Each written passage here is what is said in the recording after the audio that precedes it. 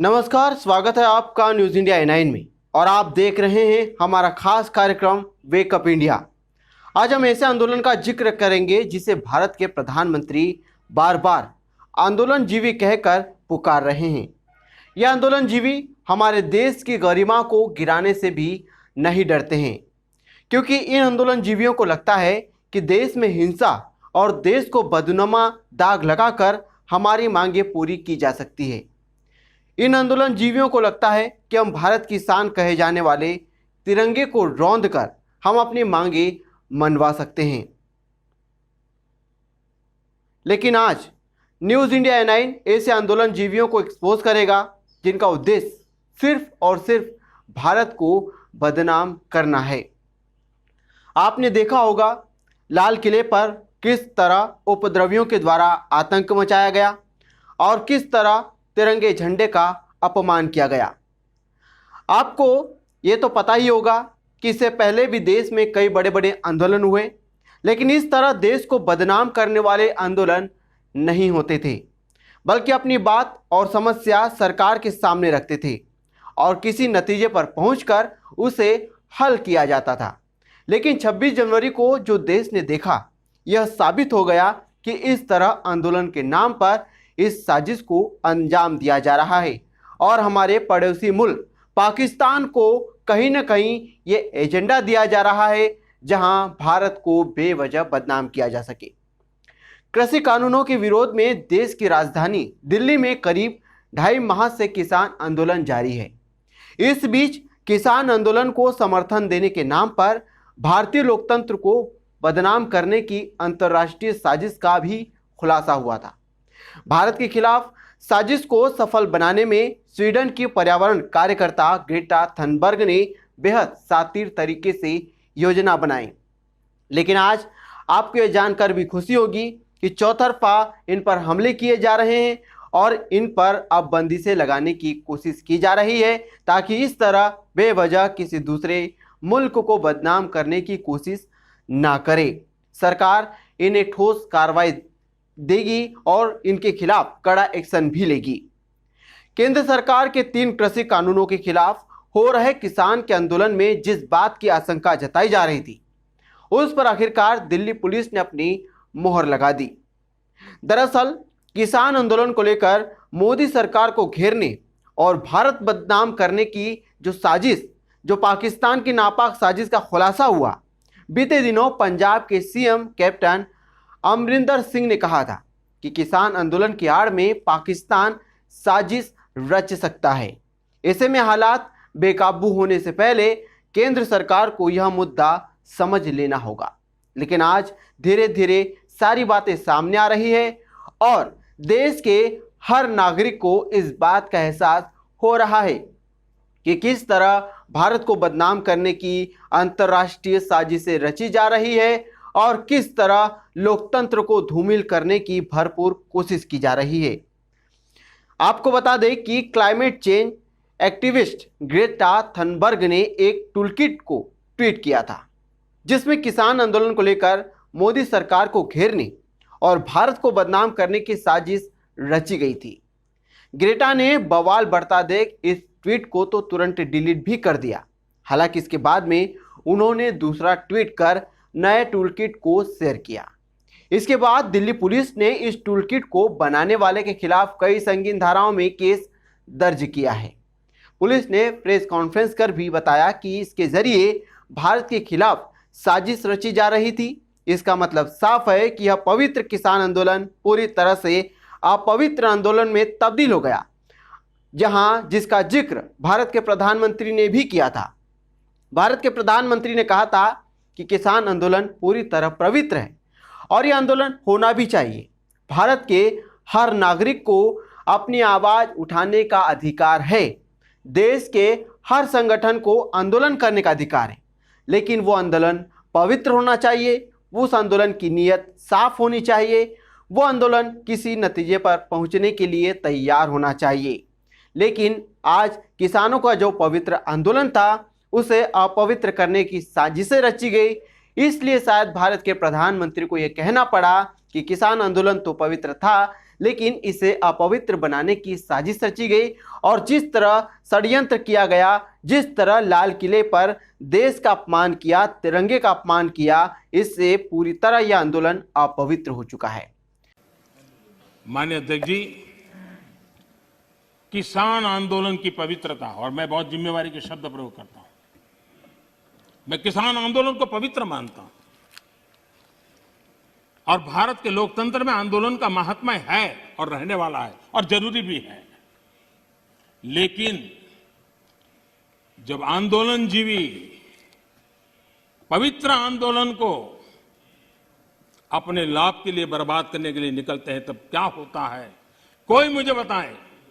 3 किसान कानून की बात हो और दंगाबाज लोग जो जेल में हैं, जो संप्रदायवादी लोग जो जेल में हैं, जो आतंकवादी लोग जेल में हैं, जो नक्सलवादी जेल में हैं, उनकी फोटो लेकर के उनकी मुक्ति की मांग करना, ये किसानों के आंदोलन को अपवित्र करने का प्रयास है कि नहीं?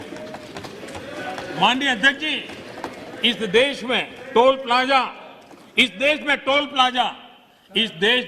प्लाजा सभी सरकारों ने स्वीकार की हुई व्यवस्था है। टोल प्लाजा इस देश में सभी सरकारों ने की हुई व्यवस्था है और उस टोल प्लाजा को तोड़ना, उस टोल प्लाजा को कब्जा करना, उस टोल प्लाजा को न चलने देना, ये जो तरीके चले हैं, वो तरीके क्या पवित्र आंदोलन को कलंकित करने का प्रयास है कि नहीं? जब पंजाब की धरती पर सैकड़ों की तादाद के अंदर, पंजाब की धरती पर सैकड़ों की तादाद के अंदर जब टेलीकॉम के टावर तोड़ दिए जाएं, क्या वो किसान की मांग से सुसंगत है? क्या किसान के पवित्र आंदोलन को बर्बाद करने का काम आंदोलनकारी ने नहीं, आंदोलनजीवियों ने किया हुआ है और इसलिए देश को आंदोलनकारी और आंदोलनजीवियों के बीच फर्क करना बहुत जरूरी है और देश को इन आंदोलनजीवियों से बचाना वो भी उतना ही जरूरी है। जब इस देश के प्रधानमंत्री किसानों से खुले तौर पर बात करना चाहते हैं, तो फिर आंदोलन कर रहे किसानों को किस बात का डर है? और अगर डर नहीं है तो फिर बात क्यों नहीं की जा रही है? यानी कहीं ना कहीं सरकार को किसी भी प्रकार का मौका कोई देना नहीं चाहते, चौतरफा सरकार पर हमला करना चाहते हैं और इस देश को बदनाम करना चाहते हैं।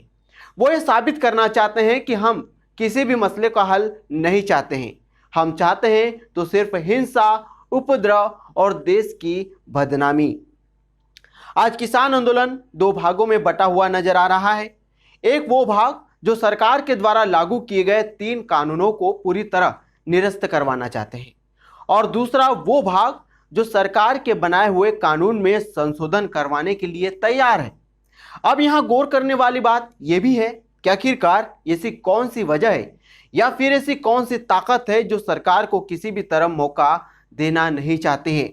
यानी ये मिलावटी आंदोलन हो चुका है और इस मिलावटी आंदोलन में ऐसी ताकतें भी मौजूद है जो किसी निष्कर्ष पर नहीं पहुंचना चाहती हैं।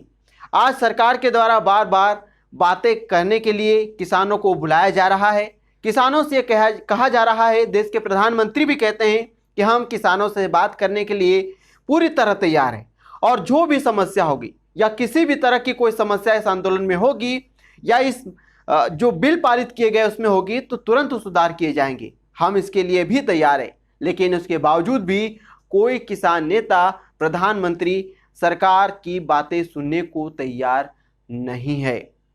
हमारे देश में जय जवान जय किसान इसलिए कहा जाता है क्योंकि इस देश का सिपाही अपने वतन की आन बान और शान को कभी गिरने नहीं देता है और इस देश के किसानों को जय किसान इसलिए कहा जाता है क्योंकि किसान भी अपने देश के मान सम्मान को कभी गिरने नहीं देते हैं। लेकिन कुछ मुट्ठी भर बिके हुए आंदोलन जीवियों की वजह से आने वाली पीढ़ियां ईमानदार किसानों को भी शक की नज़र से देखेगी।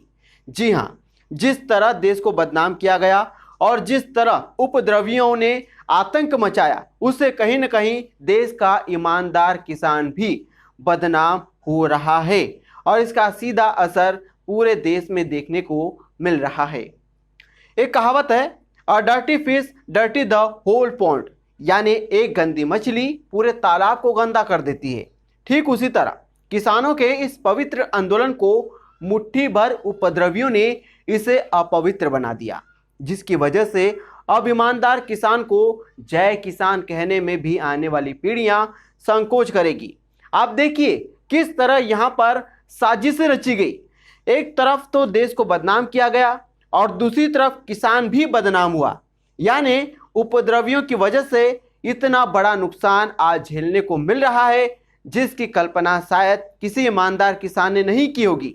तभी तो आज पूरा देश दो भागों में बटा नजर आ रहा है, एक उपद्रवियों के साथ खड़ा है और एक अपने देश के साथ खड़ा है। आज यह ट्रेंड बनता जा रहा है कि देश को बदनाम करो, देश की संपत्ति को नुकसान पहुंचाओ और अपनी मांगे मनवाओ।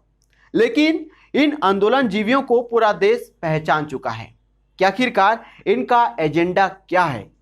यह बात हम ऐसे नहीं कह रहे हैं, बल्कि इसका सबसे बड़ा प्रमाण हमारे पास है, जिसमें वायरल वीडियो में किस तरह राकेश टिकैत भड़काने वाले बयान देकर देखे जा रहे हैं।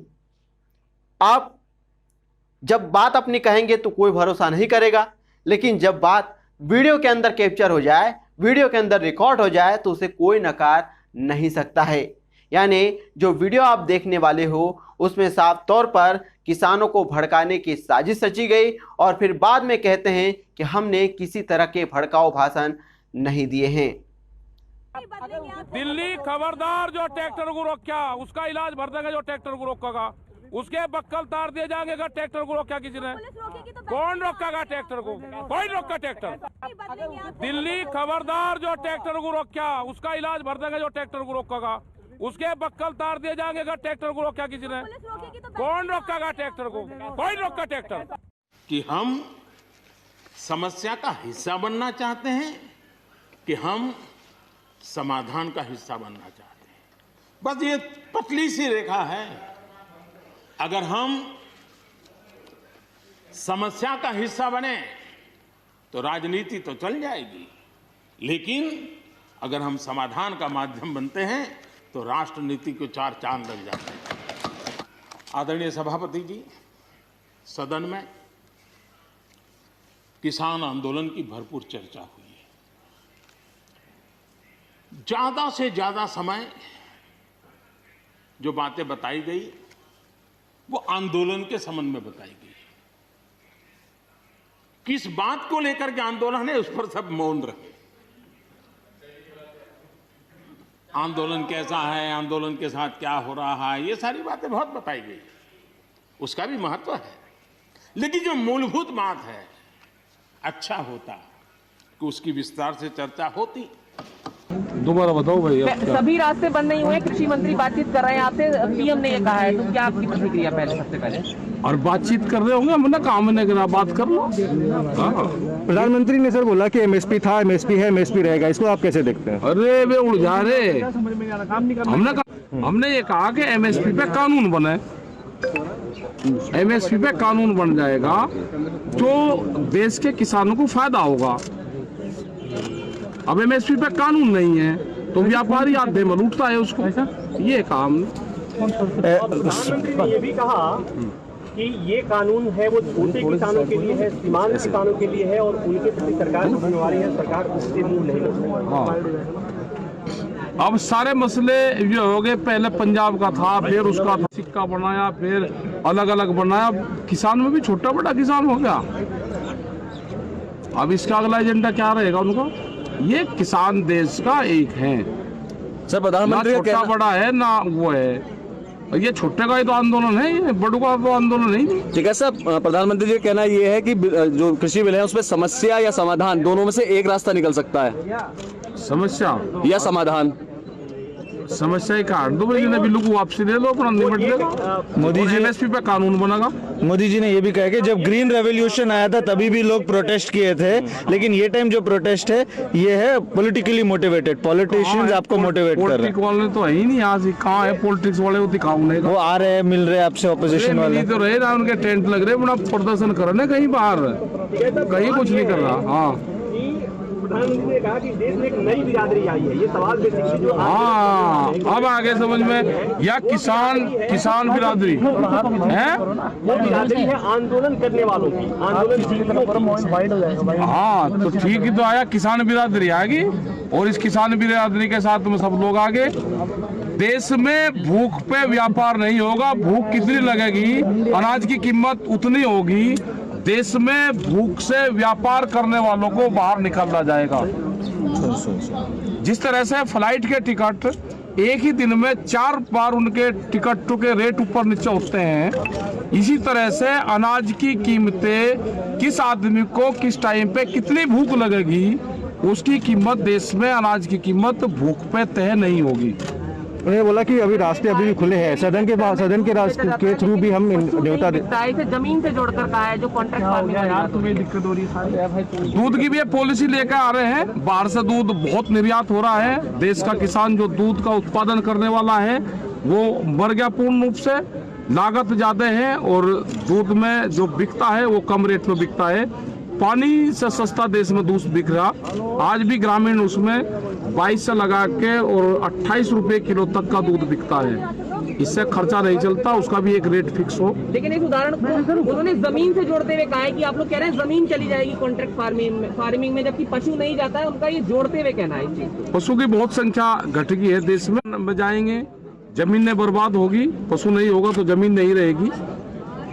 तो पूर्ण रूप से ये है कि जो टर्की के हालात है वो यहाँ पे नहीं होने देंगे। वहाँ पे आज एक भी पशु नहीं है। राकेश जी, आपके हिसाब से गतिरोध कहाँ है? गतिरोध ये है, अब प्रधानमंत्री जी को अपील करनी चाहिए।